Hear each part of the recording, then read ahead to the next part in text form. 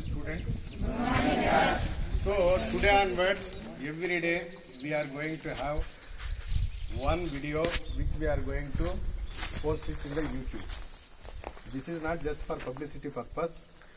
It is to create awareness among the students of other colleges also, where simply they are studying the theory part of it. It is of no use unless it is put to use, isn't it? Theory has no value as long as you are not putting the what you studied or the knowledge which we acquired is not put to practical use, means it is of no use. With this purpose, actually the main purpose of a diploma course is it should be more of a practical oriented than theory oriented. Unfortunately, in most of the colleges it has become a theory for single reason is that they may not have a suitable land, they are not growing the crops, they are not showing the crops. Now we are started one small craft cafeteria. Craft cafeteria means instead of a commercial production of a crop, we will have a specimen plants, one plant, two plants, or a small plot where students are supposed to raise the crop, sow the crop, do the weeding, apply the fertilizers, take care of the plant by providing plant protection measures, see the yield, how the plant flowers, how the grain setting is happening, what are the types of diseases or the insect pests that are attacking the plants. Then only this is you can acquire a practical knowledge, isn't it? So theory means you know the names, you know which disease is caused by which organism, or you know which plant is scientific name is what and what family it belongs. You can get the marks, but ultimately it is the practical knowledge that matters. So in our craft cafeteria, I don't know how many of you have really seen all types of plants that are being grown in the craft cafeteria. We got nearly 50 to 60 varieties of plants. Anyway, we are going to ask you to go through the entire craft cafeteria and identify the plant. Note down its scientific name, write its family. What are the cultural practices that need to be adapted to particular crop? What are the plant protection measures? What is the yield? Everything you are supposed to write down in your records. Then only we are going to give marks for the records. To begin with, luckily yesterday I observed this plant, coconut plant. 1 week back it was a very healthy plant. After a week time, this has become sick. I don't know whether how many of you observed it. This has got a rare pest attack here. I have not seen nearby this type of pest attack. This is a coconut whitefly. So generally whenever we start any program, what we do? We will go for a prayer, correct? Then we will break a coconut, right?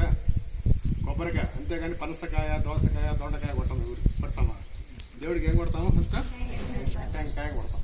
So మన craft cafeteria నుండి ఈ రోజు నుండి అన్నికి మీకు థియరీలో ఏం జరుగుతుందో అదే ప్రాక్టికల్గా ఫీల్డ్లో చూపించాలి. ఆ క్రాఫ్ట్స్ అన్నీ ఉన్నాయి మన దగ్గర, మీ దగ్గర ఉండే కానీ ఎక్స్ట్రా క్రాఫ్ట్స్ ఉన్నాయి. కోకోనట్కు ఇంత డెప్త్గా మీకు ఏం లేదు, కానీ డిసీజ్ వచ్చింది కాబట్టి చూస్తుంది. కాబట్టి ఏ ప్రోగ్రామ్ అయినా కోకోనట్తో స్టార్ట్ చేసినట్టే we're starting our craft cafeteria observations and linked with your classroom we're showing you the practical things here. So today we're starting entomology class, that means related to insect pests of the crop, that to coconut tree, which is severely being affected with the white fly, right? So theory దాకా వస్తాము. ఇప్పుడు ఈ insect pest పేరు వచ్చి స్పైరలీ white fly అంటారు. ఏంటి spiral అంటే ఏంటి? రౌండ్గా ఉండదు. ఇప్పుడు మీకు ఇచ్చిన మెటీరియల్ స్పైరల్ బైండింగ్ అంటాం. స్పైరల్ అంటే అర్థం ఏంటి? రౌండ్గా స్ప్రింగ్ లాగా ఉండడం. దీని పేరేమంటే spirally white fly. White fly అంటే వైట్ కలర్లో ఉంటుంది. స్పైరలింగ్ అనే పేరు ఎందుకు వచ్చిందంటే it is because of the pattern of egg laying. గుడ్లు అది ఏ విధంగా పెడుతుంది, ఎట్లా పెడుతుంది అంటే స్పైరల్. ఇప్పుడు ఈ ఆకులు చూడండి, ఒక్కొక్కటి మీకు ఇది వైట్ ఫ్లై అటాక్, రైట్? ఇవన్నీ వైట్ ఫ్లైస్. చూడండి, చిన్న పురుగులు ఇట్లా లేపినామంటే లేసిపోతుంటారు రెక్కలు వచ్చి. 2 mm లెంగ్త్ ఉంటుంది. చూడండి, అబ్జర్వ్ చేయండి, మలగాల కూడా చూడొచ్చు మీరు. So many flies are there. Flies కొట్టినప్పుడు లేస్తాయి, చూడండి రెక్కలు ఉన్నాయి, ఉన్నాయా? ఇక్కడ లాగా లేస్తాయి. ఈ వైట్ ఫ్లైకి స్పైరలింగ్ అనేది జరుగుతుందంటే ఎగ్స్ లే చేసేది గుడ్లు పెట్టే విధానము ఇట్లా ఫస్ట్ లోపల రౌండ్ పెడుతుంది, మళ్ళీ స్ప్రింగ్ లాగా ఇలా స్పైరల్ లాగా ఎగ్స్ పెట్టుకుంటా పోతుంది. ఆ కారణంగా చూడండి లేచిపోతున్నాయి, చూడండి లేస్తున్నాయి flies. Are you not observing? So these are the white spiraling white flies. So ఇది కోకోనట్ కాకుండా టొమాటో, బనానా లాంటి క్రాప్స్ కూడా వస్తుంది. Now we are seeing the in coconut. దీని స్పెషాలిటీ ఏంటంటే లీఫ్ ఇట్లా ఉంటే లీఫ్ కిందన ఉంటాయి, లీఫ్ పైన ఉండవు.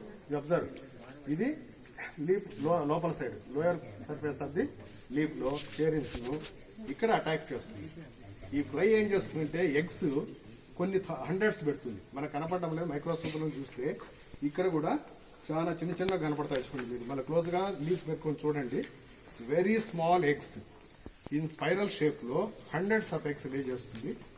లే చేసిన తర్వాత మామూలుగా మనం ఏం చదువుకుంటాము బటర్ఫ్లై లో egg stage, larval stage, pupal stage, then it is adult stage, isn't it? Similarly, this type of fly, here the larva is contained nymph. You mean NIPH, nymph అంటాము. దీంట్లో కూడా ఇట్ అండర్గోస్ 4 మౌల్డ్స్. మౌల్డింగ్ అంటే ఏంటి? పొర వదిలేయడము, పెద్దది కూడా. మీరు ఈ పట్టు పురుగులు చూసారంటే ఇక్కడ నియర్ బై విలేజ్ కూడా చూడొచ్చు. సెరికల్చర్ మనకి పల్లెల్లో ఏమంటారు? మొదటి జ్వరము, రెండో జ్వరము, మూడో జ్వరం అంటారు. జ్వరం అంటే ఫీవర్, జ్వరం అని కాదు. It is moulting stages. దాన్నే ఇన్స్టార్స్ అంటారు. First instar, second instar, third instar, fourth instar అని 4 జ్వరాలు. పల్లె భాషలో చెప్పాలంటే, మన భాషలో పెట్టాలంటే ఇన్స్టార్స్. 4 ఇన్స్టార్స్ గా ఇది మౌల్డ్ అవుతుంది. చిన్న ఎగ్గుగా ఉన్నప్పుడు విడిగిన తర్వాత చిన్న పిల్ల ఒక పొర వదిలేస్తుంది. మళ్ళా 2 రోజుల తర్వాత రెండో పొరలు అవుతుంది, మూడో పొర, 4 పొరలు వదిలిన తర్వాత ఫుల్ ఫ్లెడ్జ్డ్ ఫ్లైగా బయట వస్తుంది. ఇక్కడ డ్యామేజ్ ఏం జరుగుతుందంటే ఈ ఫ్లై దానికి గుచ్చి దీంట్లో రసాన్ని పీల్చేస్తుంది. అంటే శాప్ అంటారు, ప్లాంట్ శాప్. శాప్ అంటే రసం. చెట్టులో రసం ఉంటుందా ఉండదా? ఆకుల్లో. ఈ రసం ఎందుకు? రసంలో ఏముంటుంది? న్యూట్రియంట్స్, వాటర్ ఉంటాయి. ఈ వాటర్ ప్లాంట్కి గ్రోత్కి పనికి వస్తుంది. ఎప్పుడైతే ఈ ఫ్లై ఈ లోయర్ సర్ఫేస్ ఆఫ్ ది లీఫ్లో చేరి దాని ఇన్స్టార్స్ అయినా నిమ్స్ అయినా adult fly, they will feed on this leaves by sucking. పీల్చుతాయి. పీల్చేసినప్పుడు ఎక్కడి నుంచి పీలుస్తుంది? ఇది దాని యొక్క మౌత్ పార్ట్స్ని ప్లాంట్లో ఉండే ఫ్లోయం, జైలం తెలుసు కదా.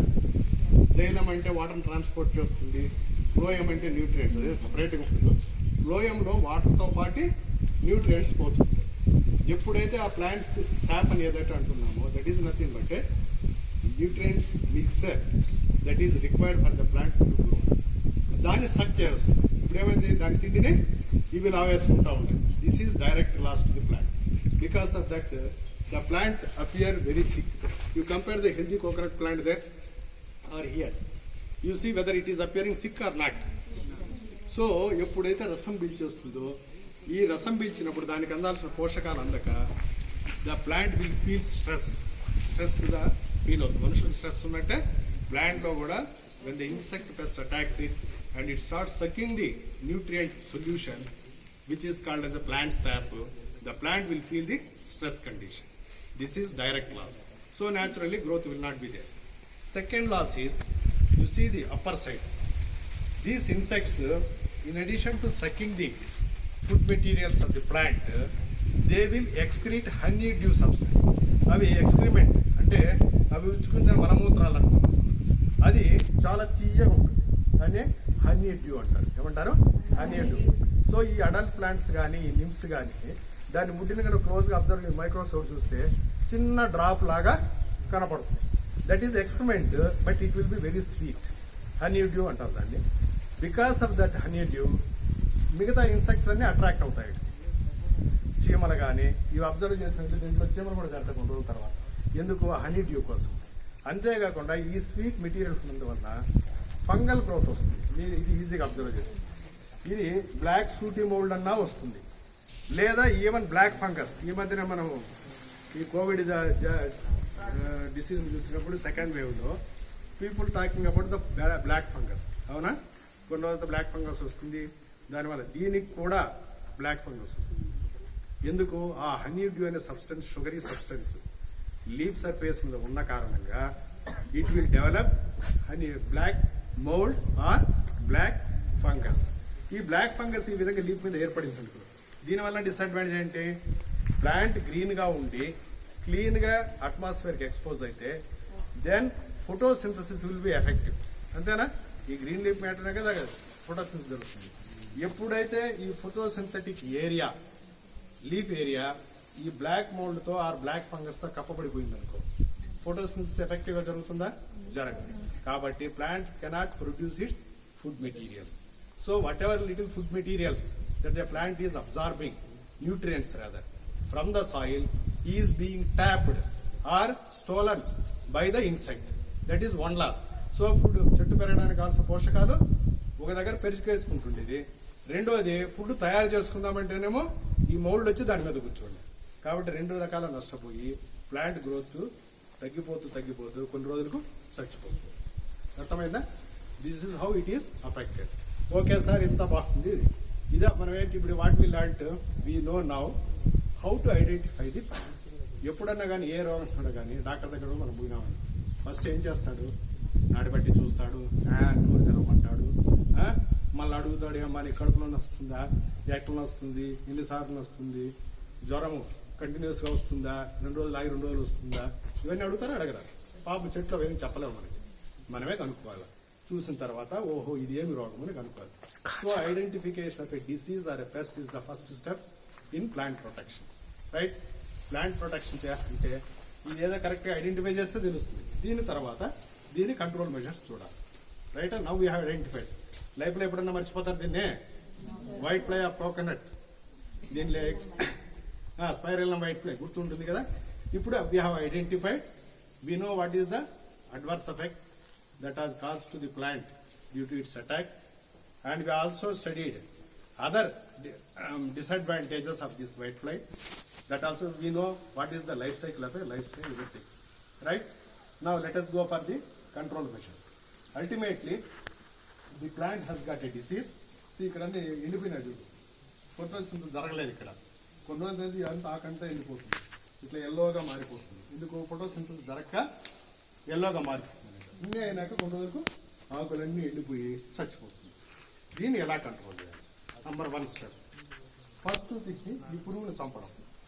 మనము ఈ ప్లాంట్ ప్రొటెక్షన్ మెథడ్స్లో ఫంగల్కి కానీ లేదా ఇన్సెక్ట్ పెస్ట్ కానీ కంట్రోల్ చేయాలంటే ఎన్ని మెథడ్స్ బ్రాడ్గా ఉన్నాయి?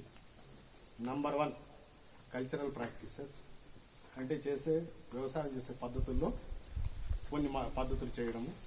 Number 2 very popular chemical control. Chemicals వేసి ముందరంటాం కదా, ఇన్సెక్టిసైడ్స్ లేక పెస్టిసైడ్స్ అంటాము, ఫంగిసైడ్స్, అవన్నీ తెచ్చి స్ప్రే చేసి ఈ పురుగులు చంపడం. ఇంకోటి ఏంటి, ఇవి కాకుండా నాన్ కెమికల్స్, అంటే కెమికల్స్ కాకుండా, అంటే ఎన్విరాన్మెంట్ హామ్ కాకుండా కొన్ని లెస్ అడ్వర్స్ ఎఫెక్ట్ ఉండేటువంటి మెటీరియల్స్ వాడము. ఇంకొకటి ఏంటి, ఫైనల్గా న్యాచురల్ ఎనిమీస్ ఉంటాయి. ప్రతి డిసీజ్ కానీ పెస్ట్ కానీ న్యాచురల్ ఎనిమీస్ ఉంటాయి, వాటిని ఎంకరేజ్ చేయడం. రైట్? ఈ మెథడ్స్ ఇప్పుడు మనము ఒకటి దాని తర్వాత ఒకటి చూస్తాం. ఫస్ట్ ఈ డిసీజ్ వచ్చింది, ఇది కావాలంటే నెక్స్ట్ వీడియోలో ప్రాక్టికల్గా what we're doing will show it, but theory part let me complete. First వచ్చింది సోప్, అదిగాక యూటిన్సిల్, పాత్రలు కడగడానికి అక్కడ ఉంటుంది కిటికీలా కనపడుతుంది నాకు.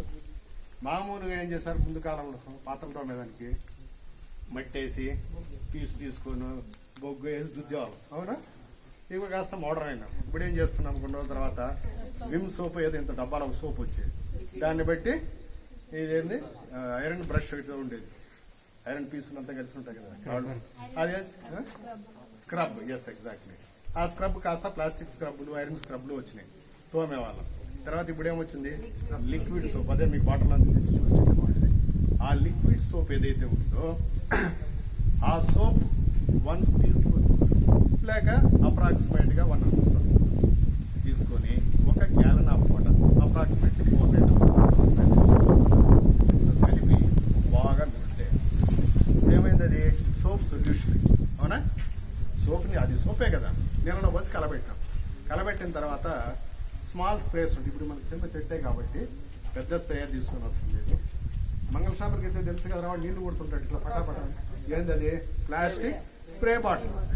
సో ఆ ప్లాస్టిక్ స్ప్రే బాటిల్లో ఆ లిక్విడ్ పోసి ఈ ప్లాంట్ సర్ఫేస్ అంతా తడిచేటట్టు కింద ఎస్పెషల్లీ కింద స్ప్రే చేయాలి. ఇక్కడ చూడండి ఎంత మోల్డ్ వచ్చేసింది, ఫంగస్ వచ్చింది, బ్లాక్ ఫంగస్ వచ్చింది. సో దీని అన్నిటిని ఏం చేయాలా, ఆ స్ప్రే బాగా ఆకులు తడిపేటట్టు ఈ సోప్ సొల్యూషన్ స్ప్రే చేయాలి. దీంట్లో ఏం జరుగుతుంది సోప్ సొల్యూషన్ ఒకటి, ఇప్పుడు మనకి ఈవెన్ కోవిడ్ కూడా ఏం చెప్తున్నారు అందరూ, ప్రతి 2 గంటలకో 3 గంటలకో hand wash with sanitiser. Actual కంటే శానిటైజర్ కంటే కూడా most of the people are of the opinion that soap solution is the best. Sanitiser అనేది ఇన్ఫ్లమేటరీ, అంటే మండుకుంటుందంట. దానివల్ల మామూలు సోప్, ఎనీ సోప్, దానికి ఏమో స్పెషల్ సోప్ అవసరం లేదు, మామూలు సోప్ కంటే కూడా అట్లనే ఈ సోప్ సొల్యూషన్స్ ఎప్పుడైతే స్ప్రే చేస్తామో the surface will get it clean. Surface clean అవుతుంది, ఈ బ్లాక్ ఫంగస్ అంతా వెళ్ళిపోయిందని, క్లీన్ అయిపోయిందని చచ్చిపోతుంది. అప్పుడు ఫోటోసింథసిస్ జరుగుతుంది. ఇక ఈ నింపులు కానీ అడల్ట్స్ కానీ how they are going to be affected. ఈ సోపులు ఏముంటాయంటే ఫ్యాటీ యాసిడ్స్ ఉంటాయి. ఏముంటాయి? Fatty acids. These fatty acids will have an effect on the body of the insect or nymph adults. మీద ఏం చేస్తుందంటే సోపు నీళ్ళు పడుతుందంటే దాన్ని రప్చర్ చేస్తుంది. ఎగ్జోస్కెలిటన్ అంటారు. ఇన్సెక్ట్లకు ఉండే స్కెలిటన్ ఏమంటాము? ఎగ్జోస్కెలిటన్. మన మనుషులకు ఉండేది ఇన్నర్. సో ఇన్నర్ స్కెలిటన్ ఉంది.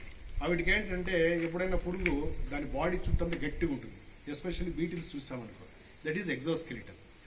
దాన్ని ఏం చేస్తుందంటే మెత్తబడి చేస్తుంది. ఈ సోప్ సొల్యూషన్ ఇట్ డిజాల్వ్ అయినప్పుడు ఏమవుతుంది, దాని లోపల ఉండే వాటర్ అంటే లిక్విడ్స్ ఏవైతే ఉన్నాయో ఇన్సెక్ట్లో దట్ విల్ కమ్ అవుట్. నీళ్ళు వెళ్ళిపోతే ఏమవుతుంది, డీహైడ్రేషన్, చచ్చిపోతుంది. మనం కూడా మోషన్ కంటిన్యూస్గా అయినా అనుకో, ఏమంటారు డాక్టర్, డీహైడ్రేషన్ అయిపోయిందమ్మా, మీరు ఆ గ్లూకోజ్ నీళ్ళు ఇన్ని తాగండను. ఇంకా ఎక్కువ డీహైడ్రేషన్ వేసి ఉంటే బెడ్ మీద పడబెట్టేసి సెలైన్కి ఇచ్చేస్తారు. అవునా కదా? అంటే అట్లనే this insect will get dehydrated because of the application of the soap solution to the body. Body మీద ఎప్పుడైతే సోప్ సొల్యూషన్ ఉంటుందో దాని లోపల ఉండే నీళ్ళన్నీ బయటకు వచ్చేస్తాయి. ఆస్మాసిస్ తెలుసు కదా, బయట హై కాన్సన్ట్రేషన్ ఉంటే that means the body layer of the insect act as a plasma membrane. తెలుసా తెలీదా? ఆస్మాసిస్ ఒక మెంబ్రెయిన్ పెడితే హయ్యర్ కాన్సన్ట్రేషన్ ఉన్న లిక్విడ్ కాస్త లోయర్ కాన్సన్ట్రేషన్ దానికి వస్తుంది. తెలుసా తెలియదు కదా? తెలుసు కదా. సో ఇప్పుడు ఏం చేస్తుంది, లోపల ఉండేది అంటే బయటది ఎక్కువ ఆ సొల్యూషన్ బయటకు వస్తుంది. ఇన్సెక్ట్ విల్ గెట్ డిహైడ్రేషన్ చాలా అయితే ఏమైపోతుంది, చచ్చిపోతుంది. రైటా? This is the mechanism of applying a soap solution to the white fly. So first surface clean అవుతుంది, then it will become effective in photosynthesis. Fly చచ్చిపోతుంది, ఎందుకంటే డీహైడ్రేషన్ వల్ల. ఈ బ్లాక్ మోల్డ్, బ్లాక్ ఫంగస్ కూడా చనిపోతుంది. Same process. Okay, this is number 1. Next neem solution, neem oil. ఇప్పుడు మనకి చుట్టూ వేప చెట్టు ఉంటాయి, ఇది కూడా next time you will do it. Neem extract, ఈ కాయలన్నీ ఉంటాయి కదా, అవి నలగొట్టేసి దాన్ని రసంలాగా చేస్తే అది neem kernel extract. Neem kernels ఉంటాయి, వేప గింజలు కావచ్చు, పచ్చిగా ఉండే వేపకాయలు కూడా క్రష్ చేసి we will extract. That is a neem kernel extract. దాన్ని కానీ లేక నీమ్ ఆయిల్, ఈ గింజలు ఎండిపోయిన తర్వాత నూనె తీస్తాం, అది కనగలేసి దాన్ని నీమ్ ఆయిల్ అంటాం. ఏది? వేప చేదు. So this is also having very good medicinal value even for human beings also. ఆ నీమ్ ఆయిల్ కానీ 5% అంటే ఏంటి, ఒక 100 లీటర్ల నీళ్ళు అనుకోండి, 5 లీటర్ల నీమ్ ఆయిల్ కానీ 5 లీటర్ల నీమ్ కెర్నల్ ఎక్స్ట్రాక్ట్ కానీ వేసి కలపెడితేనే ఏమవుతుంది, 5% అవుతుంది. ఒకవేళ కొంచెం ఎక్కువ తక్కువైనా ఇదేం హార్మ్ఫుల్ కాదు. మీ కెమికల్ అనుకో ఎక్కువ వేస్తే హార్మ్ ఎక్కువ. ఇక్కడ కొద్దిగా ఎక్కువైనా, ఎందుకంటే నీమ్ ఆయిల్ ఎక్స్ట్రాక్ట్ కానీ నీమ్ ఆయిల్ కానీ will act as a fertilizer also. దీనివల్ల ప్లాంట్కి ఏం నష్టం లేదు. ఆ విధంగా నీమ్ ఆయిల్ స్ప్రే చేయాలి. అది కూడా నీళ్ళలో పెట్టి అది కూడా తెప్పిస్తాము. ఈయన ఎక్కడ ఆయన పేరు ముత్యాలు. సో టుమారో మనం ఇప్పుడు థియరీ చెప్తున్నాను కానీ ప్రాక్టికల్గా నీమ్ ఆయిల్ చేసి స్ప్రే చేసి you have to spray it, you have to observe నిజంగానే కంట్రోల్ అవుతుందా లేదా. One day we will do 1. First day today maybe in the afternoon, we will go with soap water ఉంది కదా మనకి liquid soap నుంచి sprayer తెచ్చి spray చేయండి. Right. Next day tomorrow మామూలు మన స్ప్రేయర్ తీసుకొని వచ్చి నీమ్ ఆయిల్ ఎక్స్ట్రాక్ట్ అయితే నీమ్ ఇప్పుడు మనకు లేదు కాబట్టి ఆయిల్ కొనుక్కొని వచ్చి ఆ నీమ్ ఆయిల్ వేసి వీళ్ళు స్ప్రే చేయండి. This is one. So chemical అనేది ఇంకా అది కాకుండా కెమికల్స్ కంట్రోల్లో ఇమిడాక్లోప్రిడ్ అనేది ఒక కెమికల్ చేస్తుంది. కానీ ఈ కెమికల్ స్ప్రేయింగ్కి వాడండి. It is used as a soil drench అంటారు. సాయిల్ డ్రెంచ్ అంటే వాడు రికమెండ్ చేసినటువంటి కాన్సన్ట్రేషన్లో ఇమిడాక్లోప్రిడ్ అనే కెమికల్ని నీళ్ళలో వేసి కలబెట్టి పాది ఉంది కదా ఈ పాది నీళ్ళలో పోయాలి. పోస్తే ఉంది it is a soil drench అంటారు. డ్రెంచ్ అంటే నానబెట్టడం. సాయిల్ డ్రెంచ్ అంటే మన ప్లాంట్ డిసీజ్ కంట్రోల్ చేయడంలో మనం స్ప్రే చేయడం ఒకటే కాదు, భూమి లోపల పోస్తే that is a systemic insecticide. Systemic అంటే ఏంటంటే వాటర్ పీల్చుకున్నప్పుడు it will enter the plant system. ఇప్పుడు పురుగు కన్నా దాన్ని అటాక్ చేస్తే చచ్చిపోతుంది. దాన్ని సిస్టమిక్ ఇన్సెక్టిసైడ్ అంటాం. ఒకవేళ ఫంగస్ కలా పడితే దాన్ని సిస్టమిక్ ఫంగిసైడ్ అంటాం. కామన్గా వాడే వర్డ్ ఏంటంటే సిస్టమిక్ పెస్టిసైడ్స్. పెస్ట్ అంటే ఏంటి? ఇన్సెక్ట్ కావచ్చు లేక ఫంగస్ కావచ్చు. రైటా? సో ఈ ఇమిడాక్లోప్రిడ్ అనేటువంటి కెమికల్ని మనం సాయిల్ డ్రెంచ్గా కూడా వాడచ్చు. దానికి కాన్సన్ట్రేషన్ ఎంత ఉండాలా అంటే ఒక్కొక్క పంటకు ఒకటి. టమాటో మీద కూడా వస్తుంది వెయిట్, కోకోనట్కి ఎంత అని చేయాలి. This is chemical. ఒకటేమైంది సోప్ సొల్యూషన్, రెండోది కెమికల్. ఇంకొకటి ఏంటంటే దీని మీద కొన్ని బీటిల్స్ అంటే తెలిసిన లేడీ బర్డ్ బీటిల్ తెలిసిన ఎర్రగా ఉంటుంది, దాన్నే అత్యంతల పురుగులు ఏమంటారు. ఏమైనా ఎంటమాల ఇష్టం ఉన్నారా? లేరు. తెచ్చిన తెలుసు కదా పురుగు వంగ చెట్ల మీద ఉంటుంది ఎక్కువగా. వంకాయ చెట్టు కూడా అబ్జర్వ్ చేయండి. యాక్చువల్గా మీరు కలెక్ట్ చేయాలి స్పెసిమెన్స్ కూడా. సో అలాంటి పురుగులు కానీ కొన్ని బీటిల్స్ ఫ్లైస్ ఏం చేస్తాయంటే they will feed on this larvae. So ఇక్కడ ఏముంది ఒకటి ఫ్లైస్. ఇవన్నీ ఎందుకు వచ్చినాయి తెలిసిన? They will eat the small nymphs and the adults సంపర్కమని చిన్న చిన్న పిల్లలు తినేస్తాయి అన్నట్టు. సో అలాంటి న్యాచురల్ ఎనిమీస్ని అట్రాక్ట్ చేయాలి. దీనికి ఎట్లా అట్రాక్ట్ చేసేది? There is one plant called marigold. ఎక్కడ ఉంటుంది? చెండిమల్లి పూలు తెలిసినా తెలియదు మీకు? రోజు పూజ పూలు పెరుకుంటున్నామే చెండిమల్లి పూలు. దాన్ని చుట్టూ నాటాలి. అంటే మనం ఒక చెట్టు ఉందని కాదు, పెద్ద పెద్ద గార్డెన్ కూడా అటాక్ అయినట్టు ఈ చెండుమల్లి చెట్టు లేక మేరీగోల్డ్. ఈ మేరీగోల్డ్ ప్లాంట్ ఏంటంటే ఇట్ సర్వ్స్ 2 పర్పసెస్. నెంబర్ 1, మామూలుగా పూలు ఎక్కడ it will attracts the flies and beetles. పూల దగ్గరకు వస్తాయి కదా. సో ఈ ప్లాంట్స్కి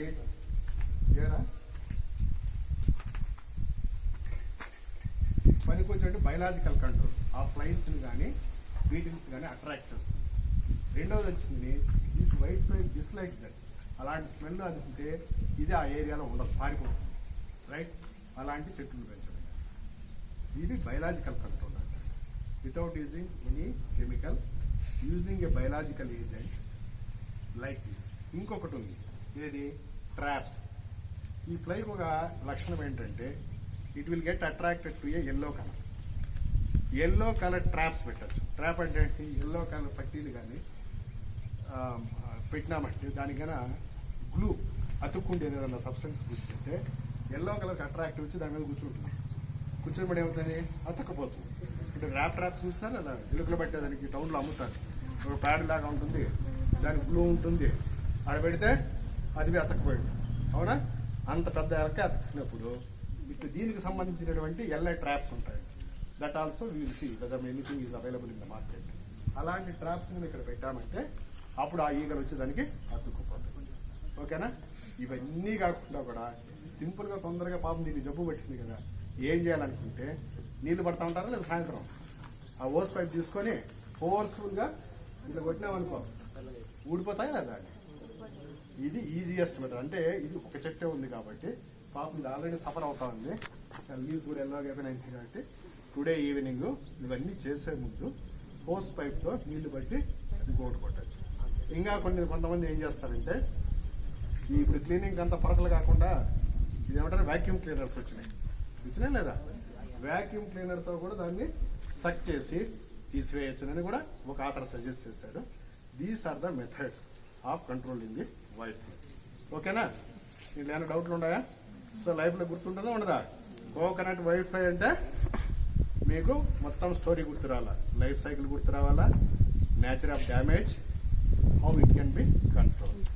సాయిల్ డ్రించ్ దగ్గర మొదలుపెట్టి కెమికల్ స్ప్రే లేదా సోప్ సొల్యూషన్ లేదా నీమ్ ఆయిల్ నీమ్ ఎక్స్ట్రాక్షన్ అన్నిటికీ మించి ప్రస్తుతానికైతే బాగా ఫోర్స్ఫుల్గా ఎవరో ఒక స్టూడెంట్ యాక్సెప్ట్ చేసి ఈవినింగ్ లోపల ఇవి ఫస్ట్ వాటర్ కొట్టేది, తర్వాత నీమ్ స్ప్రే చేస్తాం. ఓకేనా? టైం ఎంత అయిందయ్యా? Shall we wind up the class for today? 11:50 sir. 11:50. ఒక హాఫ్ అన్ అవర్ అన్న అయిందా? 25 minutes. చెప్పండి. Any doubts? పేరు ఎందుకు వచ్చింది? ఇంకొకటి, ఇప్పుడు ఈ ప్లాంట్ ఎక్కడి నుంచి వచ్చింది? మనకు కూడా రావచ్చు, మీకు వచ్చినట్టు నాకు డౌట్ వచ్చింది. ఇప్పుడు ఇక్కడెక్కడ ప్లాంట్స్ లేవు కదా, ఎక్కడి నుంచి వచ్చిందంటే దీనికి ఆల్టర్నేట్ హోస్ట్ ఉంటాయి. Best alternative host is banana. ఇది బనానాకు వస్తుంది, టొమాటోకి వస్తుంది, చిల్లీకి కూడా వస్తుంది. సో ఇక్కడ చుట్టుపక్కల టొమాటో నుండి రావచ్చు possibility. Then we brought some banana plants. నేను ఎక్స్పెక్ట్ చేయడం అక్కడి నుంచి వచ్చి ఉంటుంది. ఈ పక్కనే 2 బనానా చెట్లు ఉన్నాయి. ఈ బనానా ఎక్కడి నుంచి వచ్చి కడియమో ఎక్కడి నుంచో తెచ్చారు. Maybe in the garden 2-3 white ఫ్లైలో లేకుంటే దాన్ని ఎగ్స్ ఇక్కడ క్యారీ అయి ఉంటాయి. ఇక్కడ వచ్చిన తర్వాత ఇంక్యుబేట్ అయ్యి అవి డెవలప్ అయ్యి 1-2 పురుగులు కావచ్చు కూర్చున్నాయనుకో. ఇంకోటి ఏంటంటే ఇన్సెక్ట్లకి మనుషులకి తేడా ఏంటంటే మనుషులు ఒకరిని కష్టపడితే ఇద్దరిని అంటారు అట్ ఏ టైం, అంతేనా? మేబీ అది కూడా ఫ్లూ. బట్ ఇన్సెక్ట్కి ఏంటంటే eggs laying capacities very high. దాన్ని ఫికండిటీ ఏమంటారు? Fecundity. Fecundity of insects is very very very high. At a time it will lay hundreds of eggs. And దాని life span 2-3 సార్లు ఎగ్గులు పెడితే కూడా థౌజండ్స్ వచ్చేస్తాయి. ఆ ఇన్సెక్ట్ కూడా మళ్ళీ ఇమ్మీడియట్గా దగ్గర తక్కువ రోజుల్లోనే మళ్ళీ ఎగ్స్ లే చేస్తుంది. ఈ కారణంగా